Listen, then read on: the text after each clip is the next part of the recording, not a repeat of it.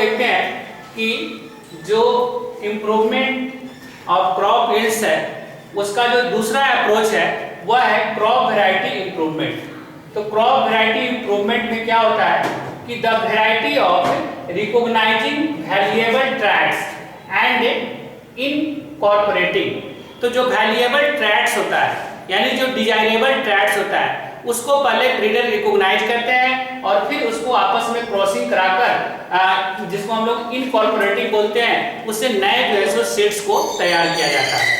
तो इसमें क्या होता है इस प्रोसेस में कि ब्रीडर्स जो होते हैं, जो ब्रीडर्स होते हैं वह सबसे पहले इंडिविजुअल प्लांट के अंदर जो पाए जाने वाले डिजायरेबल ट्रैट होते हैं जो हमारे लिए ज़्यादा उपयोगी है, जो हमारे ज़्यादा काम में आ सकता है, उसको वह सर्च करते हैं। तो यहाँ पर हमारे लिए डिजायरेबल ट्रैट क्या होगा कि वैसा प्लांट जो ज़्यादा प्रोडक्शन प्रोवाइड करता है ना, या जिसमें इम्यूनिटी ज़्यादा हो, रेसिस्टेंस ज़्यादा हो, बीमारियों से लड़ने की ताकत ज़्यादा हो, तो वैसे डिजायरेबल ट्रैट को वे सर्च करते हैं। फिर इसमें से ऐसे डिजायरेबल ट्रैट को ज़्यादा महत्व वे लोग देते हैं खोजते समय जिसमें ये सब कुछ पाया जाता हो, हाई यील्डिंग हो और बीमारियों से लड़ने की भी ताकत उसमें ज़्यादा हो। तो इस तरह के ट्रैट को एराइज करने का जो प्रोसेस होता है उसे हम लोग बोलते हैं म्यूटेशन, है ना। इसे क्या बोलते हैं? म्यूटेशन। तो म्यूटेशन क्या होता है? Traits occasionally arises spontaneously through a process called mutation, है ना। तो ये जो है सो क्या किया जाता है, ये एक प्रोसेस है जिसमें इस ट्रैट को आपस में ब्रीड कराकर जो है सो उसमें कुछ चेंजेस लाया जाता है। Arises spontaneously through a process, है ना। इस तरह के ट्रैट को जो है सो एराइज किया जाता है तो ये म्यूटेशन कहलाता है। तो ये जो होता है ये नेचुरली भी होता है। तो नेचुरली जो होगा वो काफी धीरे धीरे होगा, इसमें काफी लंबा समय लगता है और इसको ब्रीडर्स लोग जो है सो काफी तुरंत मतलब कि बहुत कम समय में इसको आसानी से इसको जो है कर लेते हैं। तो ये जो प्रोसेस कहलाएगा जिससे हमें ये प्राप्त होगा, ये जो है सो क्रॉप वैरायटी इंप्रूवमेंट का एक मेथड हो गया, एक तरीका हो गया जिससे हमें जो है सो बहुत अधिक प्रोडक्शन प्राप्त होगा। तो अब हम लोग देखते हैं कि हाइब्रिडाइजेशन क्या होता है। तो अभी हम लोगों ने जो म्यूटेशन के बारे में समझा जिसमें इसके वैरायटी को इम्प्रूव करना है, जो किसके, जो हमारा क्रॉप है तो उसके वैरायटी को इम्प्रूव करने के लिए हम लोग हाइब्रिडाइजेशन या म्यूटेशन। तो इसमें क्या होता है कि जो डिजायरेबल ट्रेट है उस डिजायरेबल ट्रेट को हम लोग क्या करते हैं, एराइज करते हैं। तो ये प्रोसेस जो है सो नेचुरली भी होता है और आर्टिफिशियली भी होता है।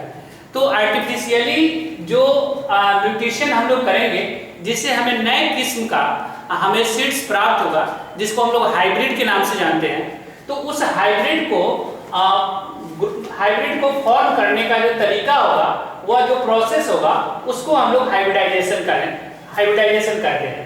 तो इसमें क्या होता है, the cross between the genetically dissimilar plants to produce a new kind is called hybridisation. इसमें हम लोग क्या करते हैं कि दो जो हमारे पास किसी भी पौधे का दो अलग अलग जो किस्म है उस दोनों किस्म को आपस में हम लोग क्या करते हैं कि उसको क्रॉसिंग कराते हैं और क्रॉसिंग कराने के बाद हमें जो नया जो प्लांट हमें जो ऑब्टेन होता है, जो प्राप्त होता है, उसको हम लोग हाइब्रिड प्लांट बोलते हैं। तो जैसे कि आप देखिए इसको एग्जांपल समझिए कि मान लीजिए कि हमारे पास धान का दो किस्म है, धान का दो किस्म का पौधा है। एक पौधा है ये जो है सो धान का है पैडी। तो पैडी प्लांट ए, इसको हम नाम देते हैं ए। और एक दूसरा पौधा है जिसको हम नाम देते हैं, ये भी पैडी का ही है, दूसरा किस्म है इसका, है ना, इसको हम नाम देते हैं बी। तो ये जो पैडी प्लांट है ना, ये जो पैडी धान का जो पौधा है, ये जो धान का पौधा है, इस धान के पौधे में का विशेषता ये है कि ये हाई यील्ड है।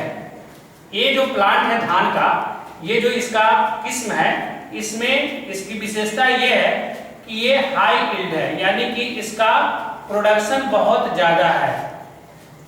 ठीक है, ये हाई यील्ड है। दूसरा हाई यील्ड है लेकिन इसका जो रेसिस्टेंस है वो बहुत लो है, लो रेसिस्टेंस। यानी कि इसमें बीमारियों से लड़ने की जो ताकत है वह बहुत ज्यादा नहीं है। प्रोडक्शन तो बहुत अच्छा देता है, प्रोडक्टिविटी बहुत अच्छी है, लेकिन इसमें बीमारियों से लड़ने की ताकत नहीं है, इसमें रोग बहुत जल्दी लग जाता है।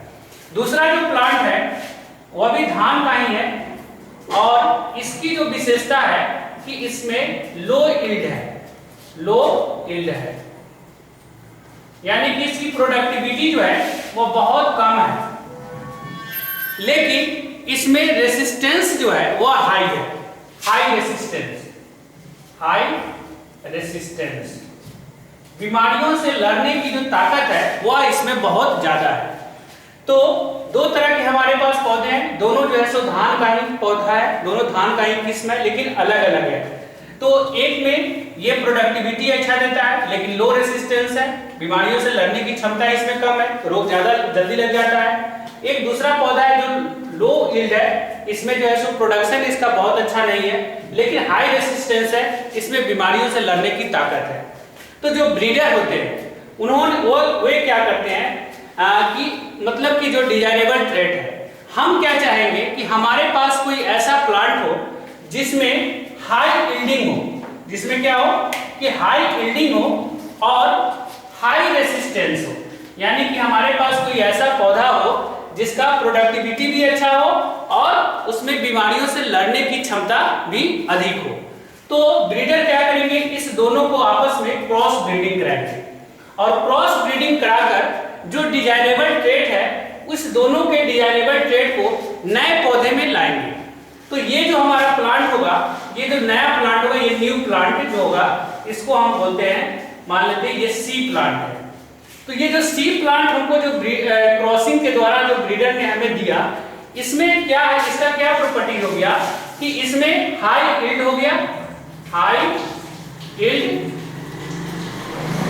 और इसमें हाई रेसिस्टेंस भी हो गया, हाई रेसिस्टेंस,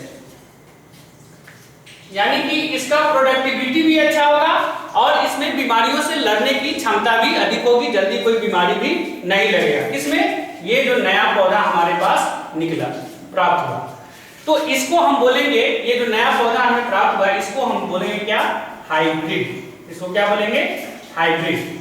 और इस हाइब्रिड को बनाने का जो ये पूरा प्रोसेस हुआ, इसी को हम लोग क्या बोलते हैं, हाइब्रिडाइजेशन।